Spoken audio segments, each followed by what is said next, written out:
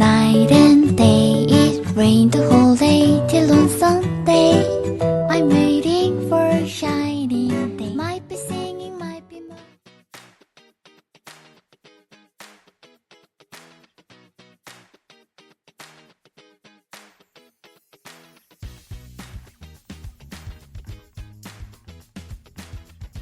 Guys, welcome back to our YouTube channel. Happy Tuesday! Happy Tuesday, sweetie. Happy month 1. Happy birthday, ayan. Guys, welcome back to our vlog. And today is a very special day namin ni Sweetie for us. Kasi po nakaabot na kami ng 1 month. First, ano ang tawag doon? Nalilito talaga ako. Unang kasal. Kasi, ano tawag doon, baby? Kaya mo yan. Unang first month nakasal kami sa church. Ayan. Dahil nga po kami ni Sweetie ay nasanay since boyfriend and girlfriend kami na mahilig kami mag-save ng memories at mag-celebrate. Ayan. Dahil nga po si Sweetie ko, kahit hindi halata, ay very sweet and generous talaga niyan. So, kahit malayo pa ako noon, kahit Dubai, Thailand, Pilipinas pa ako nagtatrabaho at LDR kami, talaga yung mga special moment namin, gumagawa yan ng way to surprise, makilig ka, maging masaya ka, and kaya yun talaga yung toda sobrang thankful ko dahil talagang hindi siya nagbabago till now, na magkasama na kami ito sa Amerika at almost 10 years na rin kaming, alam mo yon, ganun ang nangyayari sa relationship namin. Yay! At dagdag blessing din po talaga sa amin ang nakasal kami sa simbahan last December 21, 2024. We're so proud na kahit simpleng wedding ay nataguyod po talaga namin ang kapit kamay with our family and good friends at mga sumuportang team sa amin. Yan, diba? So naisip ni Sweetie na i-date ako, pero dahil nga mga busy sa work, galing pa siya sa office, dami ko rin ginawa. So naisip namin dito na lang sa bahay, total naman nakapag full grocery kami sa pantry at sa ref namin. So aanin ng pagkain, ubusin at kainin. At syempre nagtitipid tayo dahil sa dami nating gastos, unahin yung mga priority at makapag-save tayo. Importante yan. So hindi naman porket may mga celebration or mga event ay kailangang idao sa labas, mag-aksaya ng pera, or mga surprise or mga gift pa. Hindi naman palaging ganun ang celebration. Simpleng celebration na magkasama kayo at mataguyod yung maayos ang relationship nyo ay okay na okay yan. Wala namang perfect relationship. May nag-aaway dyan, tampuhan, pero napag-uusapan yan ng maayos with your good communications talaga. Nasa inyo yan kung paano nyo masasave yung relationship ninyo. Dahil nga po ngayon 2025, naisip namin na tuwing magsasave kami ng mga memories, dahil ito nga pong YouTube namin ay one of our digital diary, gusto rin namin makapag-share ng mga experience and opinion namin. Importante yan kasi ngayon lang po namin natanto na mga rami din po pala kami mga kamag-anak at kaibigan na nagtitiwala sa YouTube namin. Ayan! Sabi nila, lagyan daw ng kirot at mga good experience na mga nangyayari sa buhay-buhay namin to sa Amerika or sa aming kapamilya or sa namin pinupuntahan o trabaho or business kasi maganda rin yung nakakapag-share tayo sa ibang tao. So gagawin po talaga namin yan. So dahil nga po akong naatasang na i-prepare ang aming spaghetti at si Sweetie dahil masarap siya mga spaghetti, siya magluluto. Una, meron kaming hotdog, pure po dyan dahil sa grocery, Pilipino kami na grocery. And meron kaming sibuyas. We have also the bawang, importante yan. We have beef, ayan. And dito kasi medyo wala na kaming UFC sa mga Philippine store. Ewan ko, binan siya. I don't know the reasons why, pero sabi babalik siya. So, meron dito na Filipino style, pero pamana yung kanyang brand. So, sa mga nandito sa Amerika or dito sa California, comment down below kung anong lasa nito dahil first time namin siyang titikman. But for sure, gagawa namin to ng paraan na maging masarap. Ayan. Dahil favorite namin lagi ni Sweetie ang spaghetti. At nung umuwi kami, gusto rin namin yung niluto ni Daddy spaghetti. Diba, Sweetie? Ayan. Masarap yung luto ni Daddy. I love you, Dad. And ito yung spaghetti na gagamitin namin. Ayan. Ito siya. Kahit sa Pilipinas, nagdadala ako nito, nagpapasabay ako sa business namin. Kaya order na kayo. Ayan. So, yun lang yung very simple namin. At dahil nga po, mahilig ako mag-set up. Dahil sa dami kong collections for kitchen. Ayan, gamitin natin siya kahit wala tayong bisita, di ba? So, mag-set up lang ako sa small table dining namin. And plano namin before we go to sleep, syempre, pangungumusta pa rin sa mga pamilya namin, especially sa aming anak. Pero ang anak namin, nasa school siya. But, guys, tapos na akong magagayat. At, dahil nga rin po kami nag-vlog, gusto ko rin tong ma-save dahil nga mag-Q&A kami. First Q&A 2024 namin. I think last year nag-Q&A din kami. I think New Year namin yung ginawa. Last year. Kasi dito kami nag-New Year. But this year, na nag-New Year kami sa Pinas, medyo na-enjoy talaga namin yung mga fireworks and moment namin. Sa family namin ni Sweetie at family ko, and syempre yung first din namin uling fireworks with Tambilina. Kaya in-enjoy namin yung New Year. So naisip namin na dahil nga first month namin nakasal sa simbahan, ay may mga friends din kami na nag-send ng questions sa Facebook at gagawin namin Q&A para naman may halong twist ang aming celebration sa araw na to. And yun nga, sinabi ko sa inyo na this year 2025, maganda rin na nagvo-vlog ka or nagsisave ka ng memories sa YouTube channel ko na nakakapag-share din tayo. Hindi naman tayo perfect na tao, nagkakamali din tayo, but proceed, marami nga pong nanonood din. Hindi ka man ganun sikat na vlogger, but na-appreciate ko yung family and good friends ko na nagtitiwala talaga sa amin na nakakakuha ng mga good ideas and experience din sa buhay-buhay. Kaya ang sarap sa pakiramdam, no? So sabi ko nga, sige nga, hindi ka lang din salita ng salita dahil gusto mo tong i-save, ganun din yung may ma-share ka sa iba. Dahil para din, alam mo yun, tulong mo rin sa kanila by your experience din. So, I'll share with you guys later sa Q&A namin. First Q&A 2025 namin na first na nakasal talaga kami sa simbahan. Iba talaga yung nakasal ka sa simbahan, may basbas ka with the Father, at mas naging matibay yung pananalig and prayers talaga namin na we open communications na i-center talaga si Papa God sa amin. Hindi man perfect lahat ang relationship, but alam mo yun, kapag ikay nagdadasal, ano man yung nasa paligid mo na, ano mo yun, they not been sa'yo, ay napagdadasal yun at mas napagtitibay ka at mas nalalampasan mo yun. So, ngayon ay prepare na ang lahat. Ipapakita ko sa inyo bago si Sweetie magluto dahil ang asawa ko ay sibuyas and bawang. We have pure food hotdog and beef. Yung spaghetti namin and the sauce. Ayan. So, yan. Luluto na yun ng Sweetie. Pero nag-order din kami ng pizza para may kahalo ang ating spaghetti. I think nabanggit ko na kanina, and chicken. Na pwede na rin pag may natira baunin bukas, diba? So, yun lang naman muna. Habang nagluluto si Sweetie ng spaghetti, mag-Q&A tayo. Konting kwentuhan. Hindi ko naman pinupo si Sweetie kung sumali, but I'm very happy and very supported to my vlog. Sumasama na rin siya and na-appreciate yung mga ginagawa namin sa vlog. And kapag binabalik-balikan niya, natatawa siya. And sabi nga niya, good experience na nakakapag-save tayo, nakakapag-share tayo sa iba na mga moment ng ganito. So, see you guys later! Hey, Sweetie! What your first? Mantika muna. Hindi yung mantika, butter nilagay mo dyan. Mantika butter meron din. Okay. Dahil ko na Okay. sama-sama. Gisa-gisa lang yan. Sama-sama lang lahat. Okay. So, bago yan, mag-Q&A tayo first. Yan.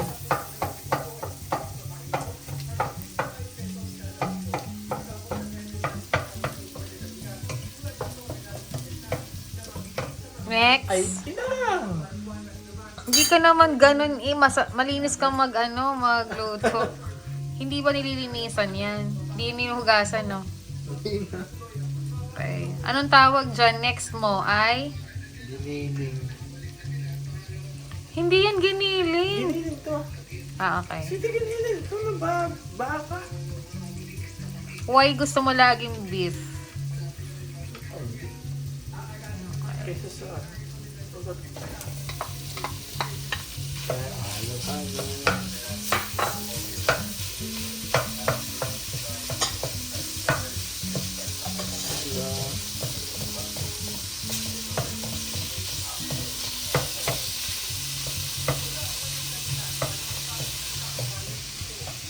what is the next?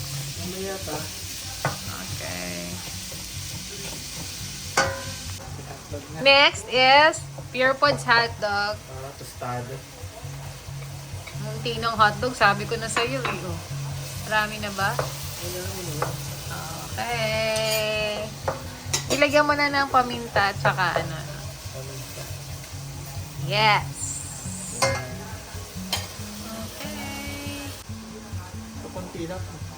Konti lang. Konting-konti lang. Para maglasa.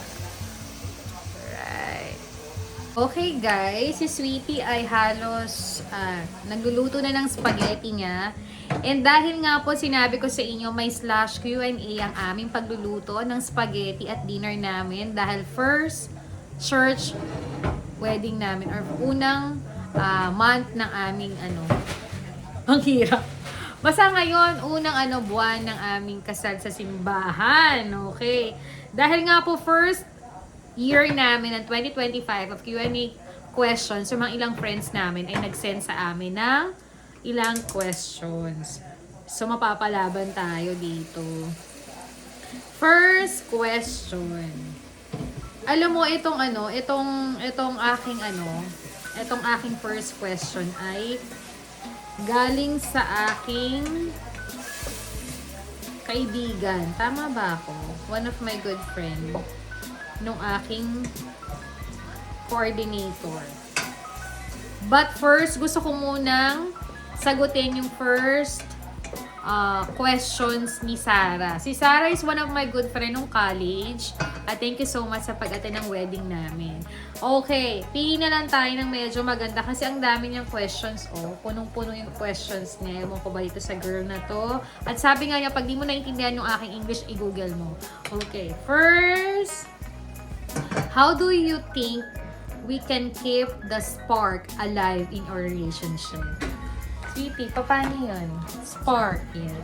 Alam mo, yung pagkakakilig naman sa ating mga partner, maging boyfriend, ka-live-in, asawa, or whatever, ay siguro nasa dalawang tao palagi yun. Kasi yung dalawang tao naman ay may kanya-kanya ding personality, ugali, at saka paano sila mag-show ng love and care dun sa tao. Ako kasi na-maintain ko din yung spark kay Sweetie sa mga ibang bagay. Alam ko naman na lahat na nanonood ay mature na. Yes, mature na. Hindi lang palaging sinasabi, reality talk na to, totoo ito, yung sex, 'di ba? Kasi syempre, isang rekado yun ng relasyon, kaya nagkakaroon ng spicy. But, syempre, kapag kayo ay may mga priority and goals sa buhay, minsan nawawala talaga yun. Minsan napapagod kayo or minsan hindi yung ganun yung focus nyo. Lalo na kung kayo ay may mga anak na, busy kayo sa trabaho. So, iisip ka talaga ng way paano mo ma-maintain yung kilig and spark na may glitter sa relationship ninyo. So, siguro yun nga yung puspusang pag-aalaga mo sa asawa mo, yung mga basic needs nila. And then, syempre, kung maiiwasang walang away or tampuhan, pero hindi naman maiwasan yun kasi katitibay din at ikakikilala nyo sa isa't isa. Siguro yung pag-aalaga talaga, you always concerned sa basic needs nung partner mo, lalo na sa nararamdaman niya, hindi lang naman din palagi na kung anong bagay, di ba? Hindi lang din palaging, alam mo yon, like example is pagod siya, tapos sinabi niya hindi na kayang magluto. In other way, dun mo ginagawa yung part mo. Para, alam mo yon, maparamdam mo pa rin yung kilig at pagmamahal sa asawa mo. Di ba? Tama ba ako? Yung panguna, yung paano ko. Yun, kasi, yun lang yung masasabi ko. Hindi lang palaging maintaining na yakapan, halikan, para mas sparkle palagi yung relationship ninyo. Maraming paraan. At kung talagang kilala nyo yung isa't isa, mahuhuli nyo pa rin yung mga kilitino sa isa't isa. Diba? Correct? Eto pa. Second question kay Sarah pa rin to. What are you most excited about our relationship? Okay. Siguro yung yung pinaka-exciting sa isang relationship is yung nagbi-build kayo, nagkakasundo kayo sa mga goals and dreams ninyo. Na wala kayong masyadong expectation sa isa't isa. Kung ano lang yung kayang ibigay ng bawat isa, ay you make feel happy and exciting pa rin. Kasi pag mataas ang expectation nyo, both side, like example, 1, 2, 3, kailangan next year may bahay na tayo. 1, 2, 3, 4, kailangan may pera tayo. I know na umiikot ang relasyon. Yes, umiikot ang mundo dahil lang din sa pera. Pero hindi po totoo yan.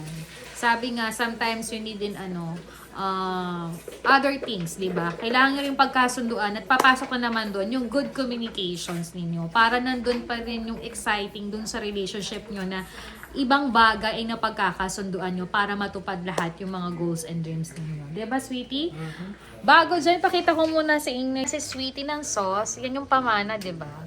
Shoutout sa UFC bang tawag doon? Pamana.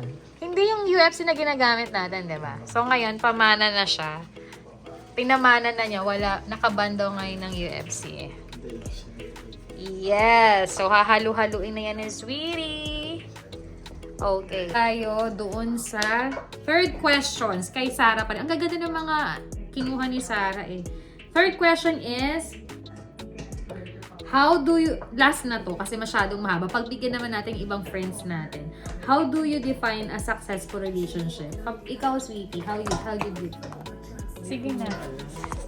Sige na, how do you define a successful relationship? Syempre wala naman laging perfect kasi magkakaiba tayo ng ugali. Paano? Pag mamahal. Mahiya siya kapag nagmamahal. So for me, yung isang pinaka-successful nga din, kagaya nung share ko lang to para makapag-share din ako na pwede yung kapulutan ng aral, no? Nung kami, parang seminar or meeting kami ni Father na isang successful ng relationship daw talaga is huwag kayong mag-expect sa isa't isa. And then, kailangan nyo ring mahalin ang isa't isa everyday kasi may madidiscover kayo palaging iba't iba dyan. Everyday, iba't iba ang ugali ninyo, iba't iba yung moods ninyo, and nandun at papasok yung tinatawag na adjustment nyo sa isa't isa. Pwede nyo din ipasok din yung pagka-mature ninyo at pagkahaba ng pasensya nyo para magtagumpay at maging maayos ang relationship ninyo. Pero sometimes, hindi mo naman mapipilit yun kasi iba't iba tayo ng personality at ugali. Pero kapag mahal mong isang tao, kusa na yung lalabas na mapag-aaralan nyo talaga na mapagbago nyo ang sarili nyo kung gusto nyo tumagal ang relationship ninyo. So, I think one talaga to success the relationship is to be not bow to each other, to understand to each other, give and take. Kapag pagod ang isa, you have to understood. Huwag din tayo masyadong mag-expect na lahat ng pera niya ibibigay sa'yo. Kailangan niya magtrabaho para maibigay yung gusto mo. Hindi. You have to be thankful din kung may naibibigay siya at marami siyang blessings na ibibigay sa inyo. You have to be thankful to each other and you have to pray. Sabi ko nga sa inyo, always center to the Lord para talaga maging maayos ang lahat. Mahirap ang buhay sa mundo pero kapag kayo nagtulungan, wala kayong expectation, you're very honest sa mga nararamdaman ninyo and you share your opinion kung ano magiging goals and priorities ninyo, mahirap pang matupad pero I know hindi natutulog ang Diyos and for sure napapakinggan kayo. It possible magiging smooth at maayos at exciting at successful ang relationship ninyo.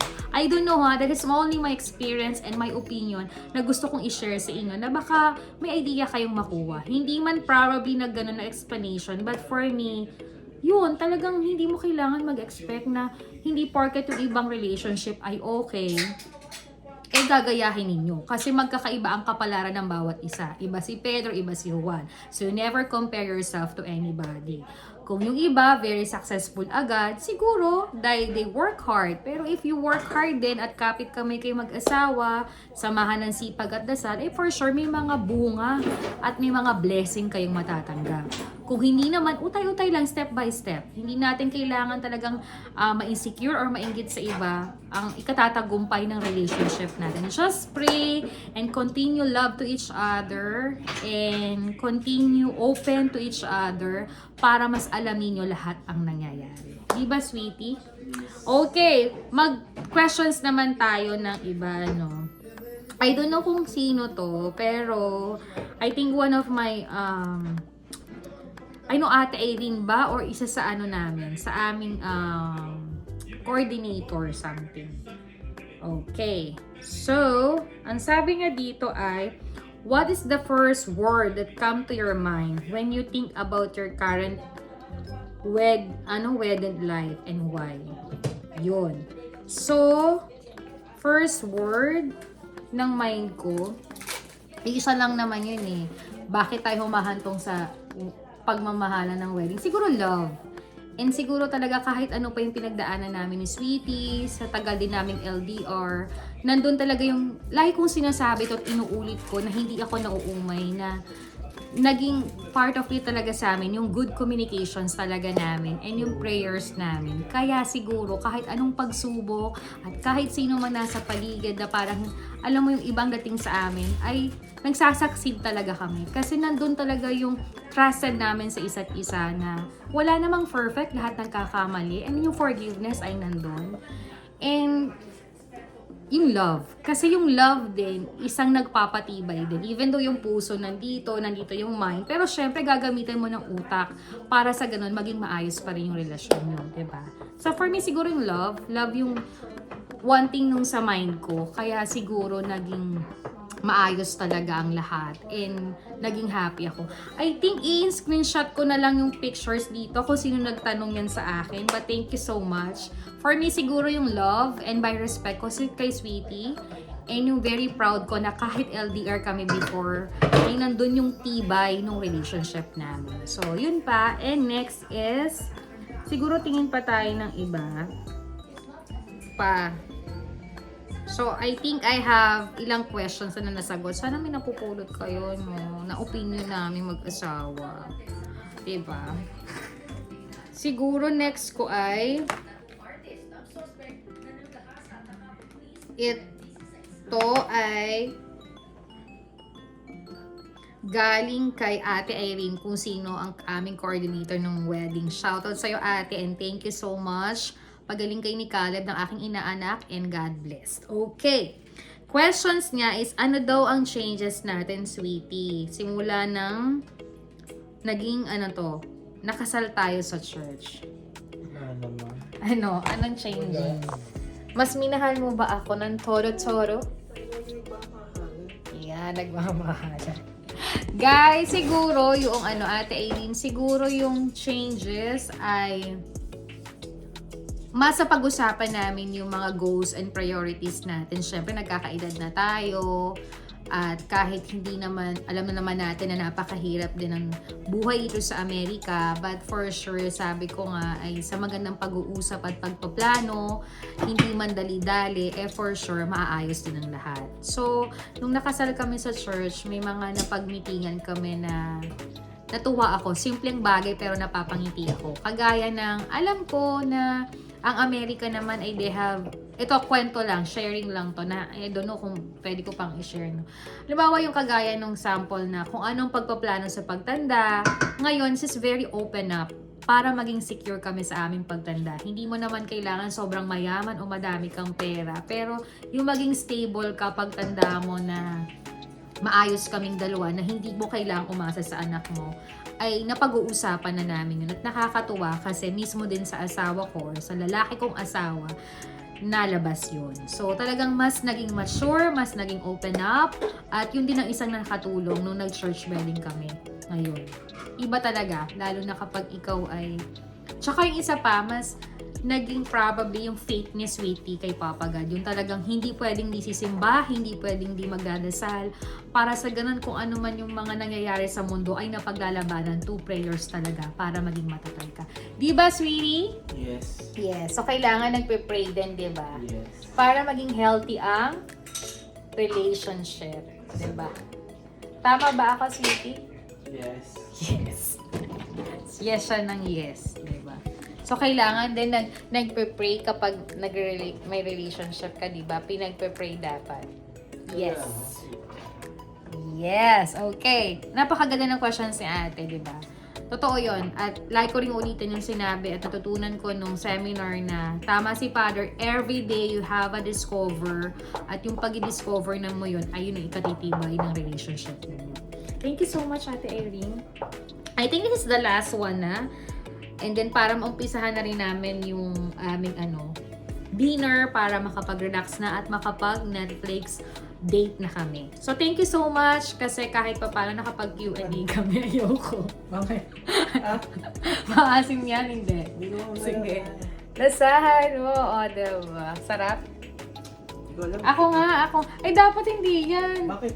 Dapat ibang Ibang? Sige na nga. Sama-sama tayo lang naman kakain. Sige. Dali. Hipan mo. Hindi na mainit yan. Ay, matamis. Tamis pa? Tamis. Hindi kagaya ng UFC, diba? Pag nilagyan mo ng paminta at asin, maalam. Nilagyan mo ng sugar yata. Konti. Ayun, kaya masya. Ang pamana pala ha, for my reaction, I don't know ha, comment down below. Matamis siya. So, yun na lang lalagay mo. Okay, ito si aking Kaklase ko to nung elementary sa Maryhill College at one of my good friend na talagang BFF ko nung elementary, kundi si Michelle, si Maring Michelle kasi inaanak ko yung isa niyang anak na wala pa akong papasko pero may regalo siya sa akin. No? Nakakahiya talaga. So Mare, thank you so much. Alam kong very busy siya. Si Maring Michelle ay for me, he's a good mom, good housewife, talagang sobrang mag-alaga sa anak niya, asawa niya, mga kailangan sa bahay, pakasipag niyan. Kaya Mari, ingat lagi and see you soon. Siya yung mabilisan na lumabas at dinate niya talaga ako, trinit niya ako ng bongga. Kaya I love you, Mare. Maring Michelle, I think this is the last one na. Kasi medyo hahaba yung vlog mo. Para naman medyo kahit pa paano nakapag-save tayo. Na I don't know kung may mga idea kayong nakuha sa mga Q&A namin. But I'm really happy to share with you this, guys. Kasi talagang ano man nangyayari sa relationship nyo, hawak kamay kayo, harapin nyo at ipagdasal nyo para talagang safe na safe kayo. So, I think this question is, why did you choose each other? And what qualities you admire most in your partner? Wow! Unahin ko muna yung first question niya. What did you choose each other? Paano mo ako na-choose, sweetie? Ako ba ay what? Isang isa lang. Mahal mo nga ako. Ano pa yung isa? Mabait ba ako? Ano ako? Mabait. Yes. Mabait ako na mataray ba ako? Yeah! Ano? Si Sweetie natin. Okay. So ako naman, admire ko si Sweetie. Sabi kasi nung iba, si Sweetie daw ay mahiyain. Pero hindi siya talaga mahiyain. Siguro dahil nga nag-foundation kami bilang magkaibigan, we getting along, at saka medyo matanda na rin kasi kami nung na-build namin yung friendship namin. Even though we're same school, nakikita ko na rin siya, alam ko na yung family background nila. And I think older family is a very good talaga, lalo na with Mama Panching. Sobra pa, nagkikwentuhan kami, sabay kaming kumain yan. Talagang marami akong naitatanong kay Sweetie para mas makilala ko siya. But even though, nadidiscover mo naman yung time to time, no? So, natutuwa ako kasi, siguro admire ko sa kanya, sobrang bait niya. Even though may mga pagsubok, uupuan yan, pag-uusapan yan, at hanggang kayang bigyan ng solusyon, nagagawan talaga. So, very smooth. Yung ako lang yung mahilig talagang mag-arte-arting umiyak, awayin siya.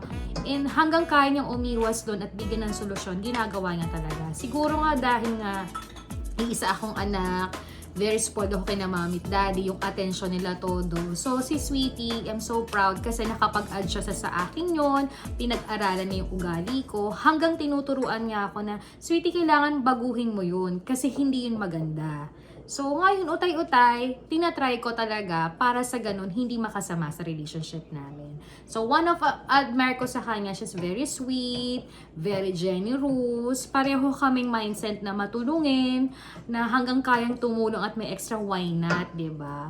We always have a good heart, lalo na sa pamilya. Nakita ko rin yung pagmamahal niya sa mami at daddy niya, pagmamahal niya sa mga kapatid niya, mga pamangkin niya, at sa mga kaibigan niya. So, doon lang may similarities na talaga kami. Di ba, Sweetie? Yes. You love your family, right? Yes. Yes. Ako ba, love mo? Yes. Yes. Okay, yon. So, yun siguro na-admire ko sa kanya. Kaya siguro nagtagal kami. At may mga similar siya sa daddy ko na sobra siyang magsilbi sa partner kahit nung girlfriend pa niya ako. At talagang kapag nagtatantrums ako, syempre may ugali din tayo, may ugali din siya. Nakita ko yung, sa tagal ko na rin to sa Amerika at kaming mag-asawa at magkarelasyon, nakita talaga namin yung patient at pag-a-adjust namin sa isa't isa ay nagtatagumpay talaga. Next is, what do you choose? What is the qualities na ina-admire mo sa partner mo? Siguro yun nga, masipag talaga si Sweetie. She's a good provider. Kahit na nasa bahay lang ako at nagbi-business ako nung dating ako dito sa Amerika, hindi pa ako nagtatrabaho. Is a very good provider sa amin ni Ate Marian. Ganon din sa family niya. Talaga namang nandyan siya para sa lahat. Lahat kinakaya niya. Kaya for me, I always give support system sa asawa ko na I'm so proud na talagang grabe. Todo bigay talaga siya, hindi siya madama. Siguro yung isa sa talagang sobrang qualities na ang hirap ng hanapin ngayon. Kaya yung mga ganyan tao, kailangang mahalin, pahalagahan, alagaan, at syempre, hindi lang din natin kailangang abusuhin. We have to take din also the opportunity na magpasalamat at tulungan sila. Diba? Kasi, napapagod din sila. Tao lang din sila, diba? Kaya, yun lang. Yung talaga yung the best na na nangyari sa amin. Kaya, talagang pray lang din tayo para lahat malampasan natin at makayanan natin yan. Diba? Happy life lang, peace lang, love lang, no? Sana naman yung mga taong medyo nag-iisip ng hindi maganda, diba? Huwag na natin gawin yun kasi yung balik is a very hard things na hindi mo namamalayan. You're sobrang hindi ka rin magiging okay. Kaya dapat hindi tayo ganun sa kapwa. Diba, Sweetie? Yes. So, masarap ba yung spaghetti mo? Matatapos na? Tapos, Anong lasa na? Nilagyan mo na ng alat na? Okay. Yun. So, siguro dito ko na tinatapos yung aming Q&A. I think next time na ulit kami mag-Q&A, iba namang portion.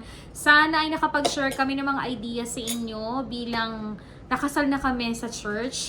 Alam mo yun, we're so very proud na masave to at mabalik-balikan to. At sana yung mga friends and family na yung makakapanood dito ay comment down below kung ano din ang mga experience na meron kayo para makapagkwentuhan tayo at madagdag idea rin sa amin na gawin namin to at maging pattern namin, di ba? Hindi naman porke tayo nag-a-advise ay susundin natin. But for sure, may mga ilan tayong ideas na pwede nating gawing back up para maging matibay at maging maayos yung relationship natin. Basta lagi yung tatandaan, you have to center your good communication, being honest, full of love, understand, more patient, and syempre kung anong achievement ng bawat isa, you make it very happy and proud. At kung anong kayang i-donate ninyo sa relationship ninyo, ay tanggapin nyo dahil lahat ng bawat relasyon ay may kahinaan din. Hindi palaging perfect. So, minsan mahalin din natin yung kahinaan, hindi lang puros yung kagandahan, diba? And syempre, always center of the Lord. You have to pray para sa ganun mas matibay pa rin ang relationship ninyo. More love lang din talaga para sa ganun mag-succeed din. And the end of the day, happiness and blessing ang marireceive mo. So guys, balikan ko kayo pagkakain na kami. Isi-set up ko ng table, ipapakita ko sa inyo. And then para makapag-movie date na kami, sweetie. Nasaan ka na, sweetie? Tapos na. Ayan na. We're going to eat na ba? Okay. Eat na. Okay. It's our favorite. It's our setup. Happy Mansari, sweetie. sorry. And chicken, spaghetti ni sweetie, thank you, and pizza. Ayan. Yun yung setup namin. Pink. Okay, let's eat, guys.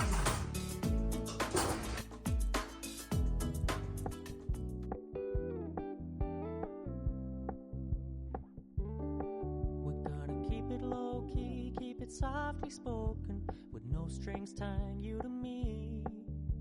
I'm happy in your company with no emotion, 'cause my love deserves to be free. I never wanna look at a house in the garden, I never wanna lock you down.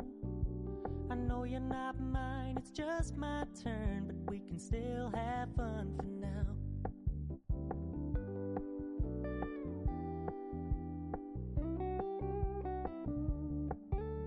You told me you don't really do commitment, trust me, consider your message received.